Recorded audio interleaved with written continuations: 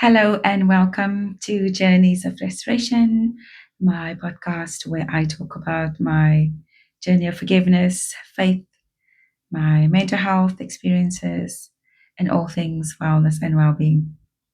Today I am talking about coming to God when you're feeling far away from God, and what does that look like?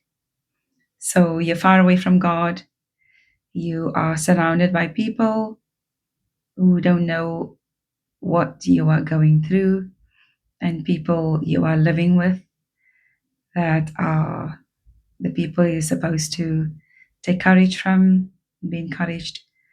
And when they don't show up as they should be, you're feeling further and further away from God and disconnected. What does that look like? How do you still show up? And how do you carry on pushing through when prayer is no longer even on your radar and you're discouraged, you're down and out on your hope, your last hope, and this motivation and surrender, the gift of patience, and the gift of compassion for yourself is not really close by.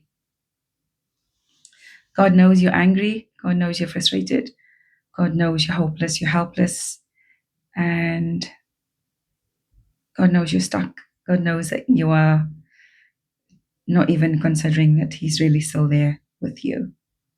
So I am going to encourage you today, as someone who's experienced all this frustration, anger, sadness, disappointment, rage, loss, disconnection.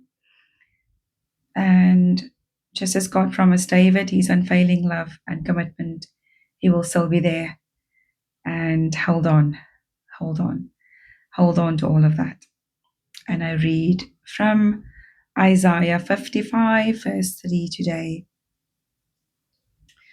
Isaiah 55, verse 3 from the New Living Translation. And we read, "Come to me with your ears wide open. Listen, and you will find life. I will give you all the unfailing love I promised to David." I think I missed a line. I'll start again. "Come to me with your ears wide open. Listen, and you will find life. I will make an everlasting covenant with you. I will give you all the unfailing love I promised to David." And that sounds so easy. How do you come with commitment and listen to promises when you're down and out? You feel really you can't pull yourself together, you're overwhelmed, and it's just not happening. You are just angry at God all the time. And it's hard because when you're angry with God, people tend to tell you, "Oh, don't be angry with God. You're disrespecting God. You can't be angry with God." But I find that at times those kind of comments are not realistic, and it's also almost like I felt being silenced. I can only come to God when things are good, but that is not my experience, because I am a person who's really real and practical with God. I do know God from an angry space, from a disappointed space, from a frustrated space, and also God listened to me and God heard me, and He still hears me and He will still listen to me.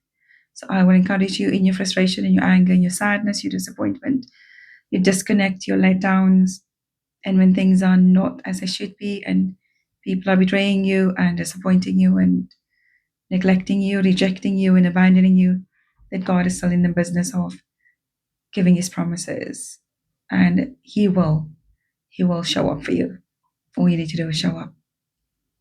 And I'm speaking from personal experiences. I'm not dismissing faith communities or religious leaders or anything, no disrespect, but I am speaking from my own personal experiences, that the feelings of the frustration, sadness, disappointment, and anger, rejection, disconnection are real. It's real for me. It was real in my journey as a woman of faith, as a human being, and also as someone who's expected to be a leader and to show up. Things are not always as rosy as they seem, and I like to keep things real.